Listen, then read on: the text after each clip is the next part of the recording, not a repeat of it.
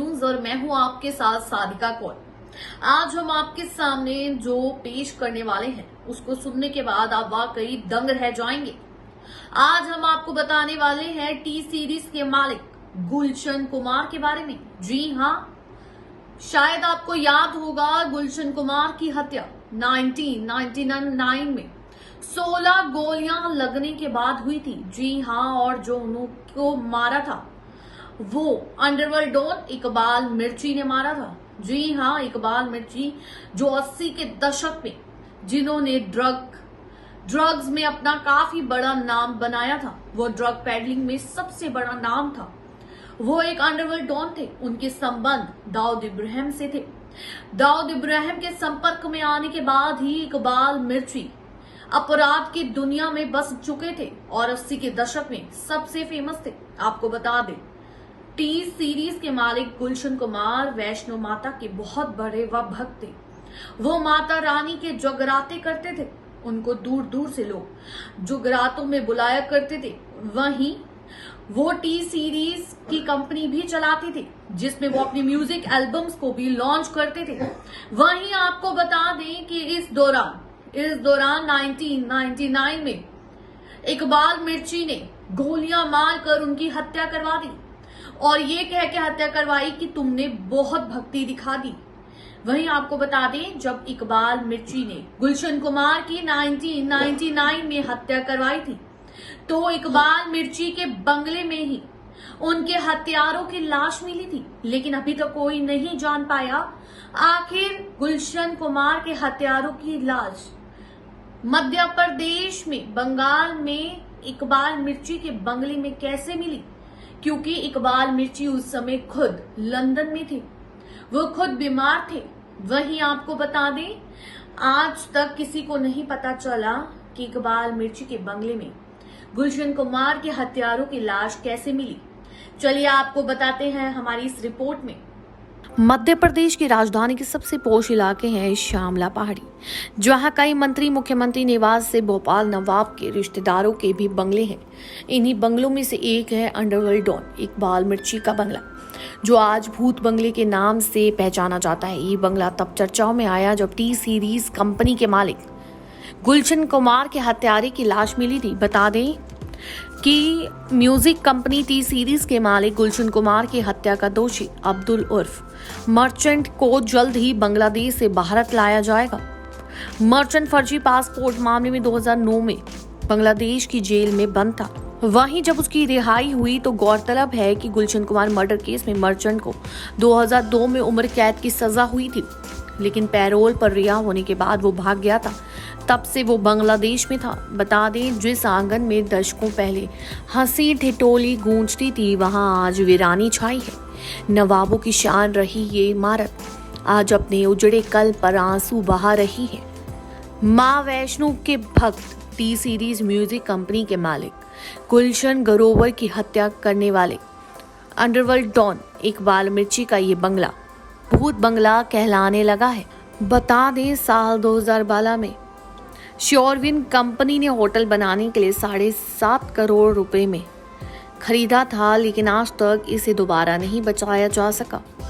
भोपाल की श्यामला पहाड़ी पर स्थित इस नवाबी बंगले को नवाब मंसूर अली खान पटौदी के बड़े नाना ने बनवाया था।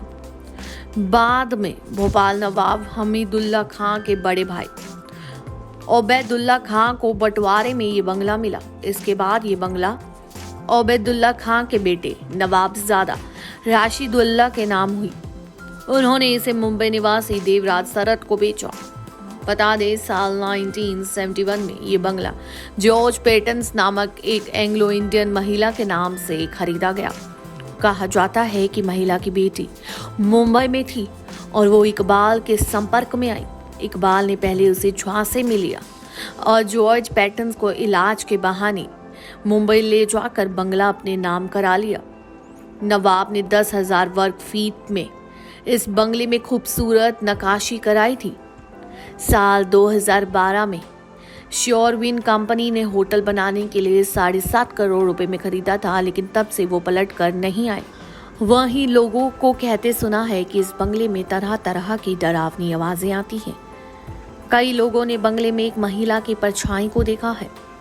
अंडरवर्ल्ड डॉन दाऊद इब्राहिम के करीबी इकबाल मिर्ची की लंदन में हार्ट अटैक से मौत के बाद भोपाल में स्थित उसके भूत बंगले में अब लोग दिन में भी जाने से डरते हैं। बता दें कि तालाब के एक छोर पर बना अंग्रेजन बी का ये बंगला शुरू से ही विविधों में रहा। कभी आबाद और खूबसूरत रहा ये बंगला वर्तमान में उजाड़ और खंडर पड़ा है। ये बंगला बाद में दाऊद के साथी इकबाल मिर्ची ने खरीदा था। मिर्ची लंदन के एसेक्स में एक आलीशान मकान में रहता था, जहां 15 अगस्त 2013 को उसकी लंदन में मौत हुई थी। यहाँ गुलशन के हत्यारों की लाश मिलने के बाद इकबाल मिर्ची पर भी हत्या में शामिल होने के आरोप लगे थे। ये बंगला 1999 में तब चर्चा में आया जब सीरीज के मालिक गुलशन कुमार के हत्यारे अब्दुल उर्फ अनिल शर्मा की लाश यहाँ मिली थी। आपको बता दें, इकबाल मिर्ची दुनिया के 10 बड़े ड्रग स्मगलर में से एक था। मिर्ची का नाम 1993 में मुंबई में हुआ सीरियल बम धमाकों में भी आया था। मिर्ची ने इन धमाकों के बाद फिल्म डायरेक्टर आसिफ की बेटी फिल्म अभिनेत्री हिना आसिफ से शादी की थी, लेकिन अपराध की दुनिया में आने से पहले वो सूरत में टैक्सी ड्राइवर रह चुका है। बता दें, दक्षिण मुंबई ने नल बाजार में उसके मसालों और मिर्ची पाउडर की दुकान थी। इसके बाद वो दाऊद के संपर्क में आया और फिर धीरे धीरे हर तरह के अपराध में लिप्त हो गया। 80 के दशक में दुनिया के कई मुल्कों की पुलिस उसकी तलाश कर रही थी। उसके द्वारा सप्लाई की गई 80 लाख के अधिक मैंड्रिक्स की गोलियों की खेप जब मुंबई में जब्त हुई, तब अचानक ड्रग सप्लाई की दुनिया में मिर्ची का नाम बहुत बड़ा हो गया था। वहीं आज तक कोई नहीं पता लगवा पाया कि आखिर गुलशन कुमार के हत्यारों की लाश वहां पर कैसे मिली, कैसे उनकी हत्या हुई। आज भी उस इकबाल मिर्ची के बंगले में कई तरह की आवाजें सुनाई देती है, कई तरह की डरावनी आवाजें वहां से आती है। वहीं आज भी लोग इकबाल मिर्ची के उस बंगले के पास जाने से भी कतराते हैं। कई लोगों ने तो उस बंगले में कई तरह की परछाइयां देखी हैं, लेकिन सबसे ज्यादा परछाई जो देखी गई वो एक औरत की परछाई है।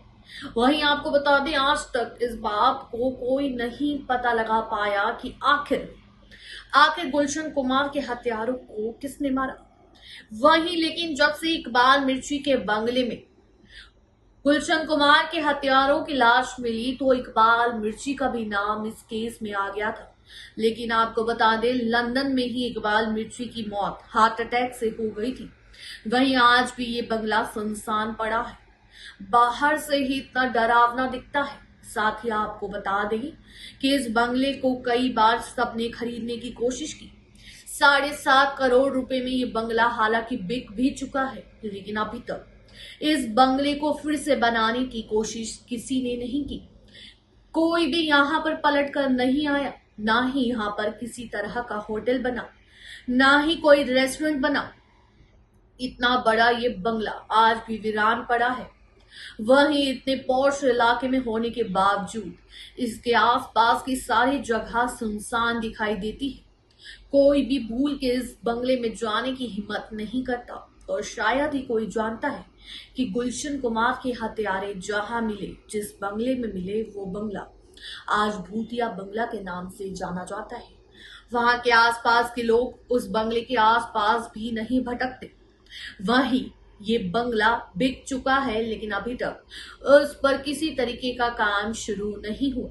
ऐसे ही खबरों से जुड़े रहने के लिए देखते रहिए नेक्स्ट 9 न्यूज, और जल्दी से जाके चैनल को सब्सक्राइब करें, बेल आइकन दबाना ना भूलें। धन्यवाद।